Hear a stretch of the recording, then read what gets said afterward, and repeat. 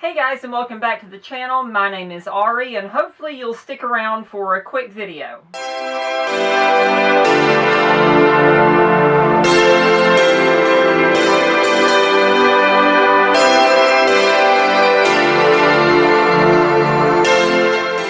So guys, today I thought I'd talk just a little bit about laser hair removal.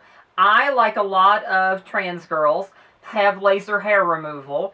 And I can only speak to removal on your face and neck because I've never had any sort of chest hair or anything like that, so I don't really have anything on my torso that I had to do. But I kind of wanted to give you a little bit of information if you're looking at laser hair removal, what you should kind of expect going into it. So this past Monday, I had my 6th laser hair removal. And I can definitely tell a lot of progress that's been made over the time frame when I started.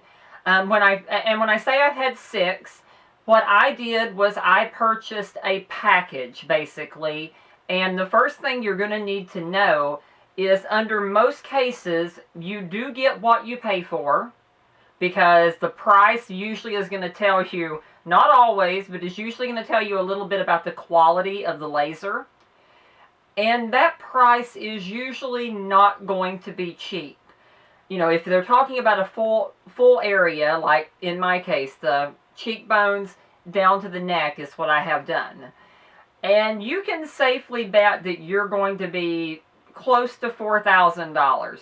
Now, I'm in no position to be paying that now. Let me just keep in mind and give forewarning that I paid all of that in full back when I was employed.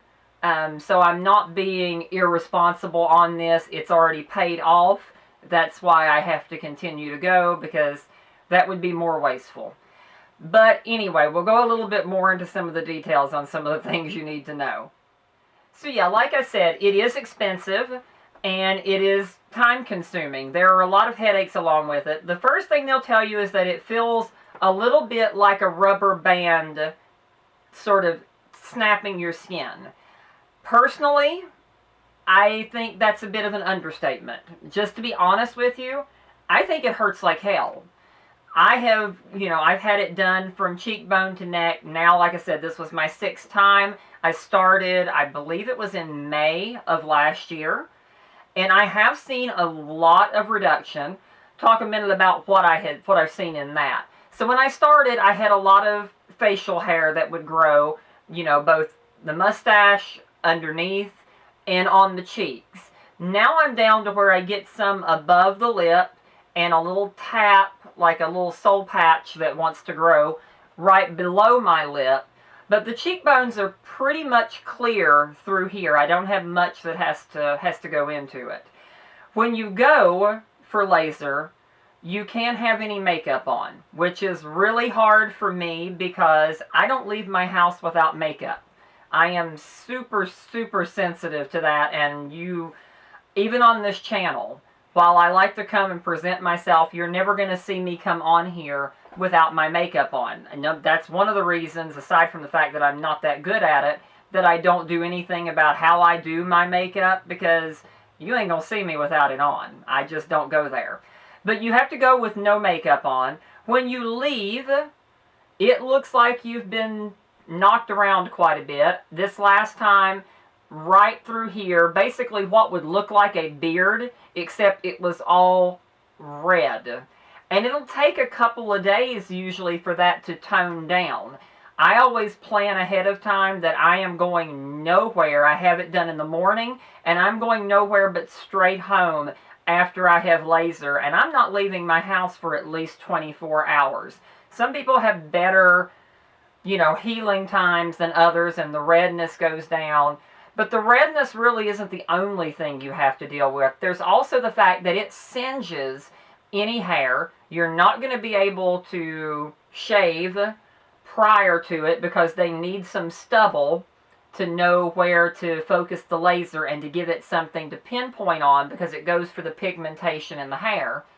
So that's really plays with your dysphoria, because you have to let it grow. And if you've watched my previous videos, you know I have major dysphoria issues around facial hair.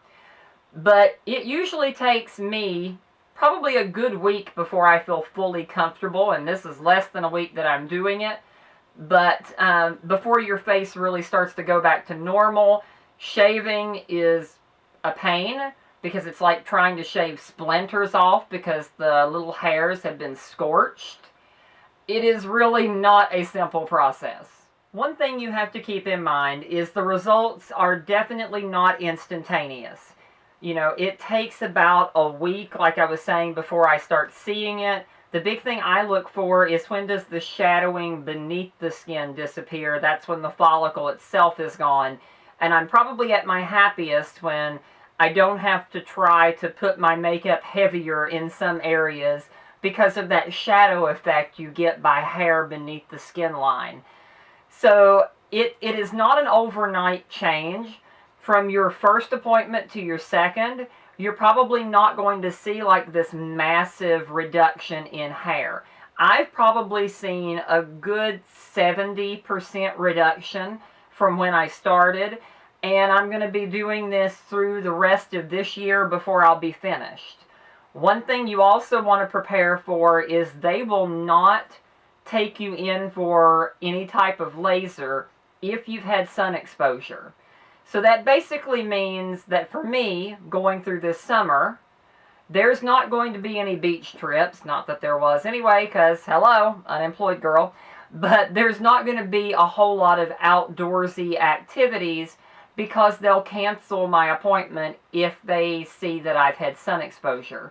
So you kind of have to plan your life a little bit around all of that.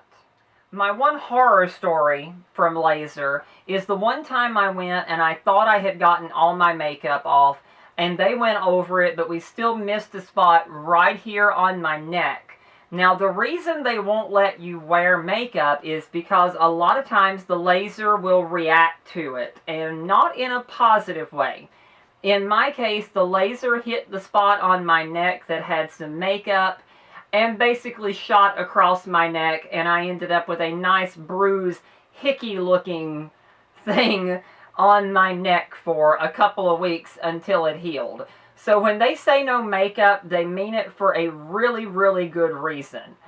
So all in all, like I said, it's not that everything has magically disappeared. It does hurt like hell. You do have to plan your life around some of it as far as like sun exposure, and there are some things that can really trigger the dysphoria, like not shaving everything off for a day or so before so that there's some stubble for them to target. There are a lot of negatives attached there. Would I make the same decision again? And the answer is simply put, yes. Me personally, I think it was well worth it. It's worth every bit of pain when I go and have it done. It's worth the discomfort of not being able to shave the way I normally do. It is worth the exorbitant amount of money that I had to spend on it, because it does make me feel a whole lot better about myself. But make sure if you're looking at doing laser as well, that you make sure it's a reputable place. Talk to them. See if you know anyone else who has went there for laser before. So talk to the people who have went. Find out a little bit about what their experiences were and make your decisions wisely. But it can definitely be well worth it. I'm miserable right now because I feel terrible from the having to wear such heavy makeup.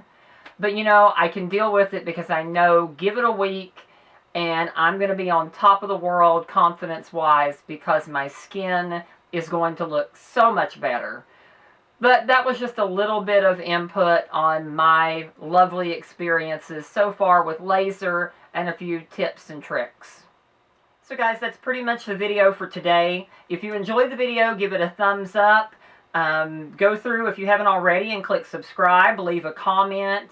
I want to continue growing the channel. I will be looking at live streams in the future, but I am still trying to build up our subscriber base before we go into that. But leave me your thoughts and let me know what you think. And also leave me your ideas for future videos, as some of you already have, and I really do appreciate it. I will end with my quote from Kesha, "Don't let the bastards get you down. Be yourself. Walk with your head held high. That's it for today, guys. Until I see you again, love ya, and bye-bye.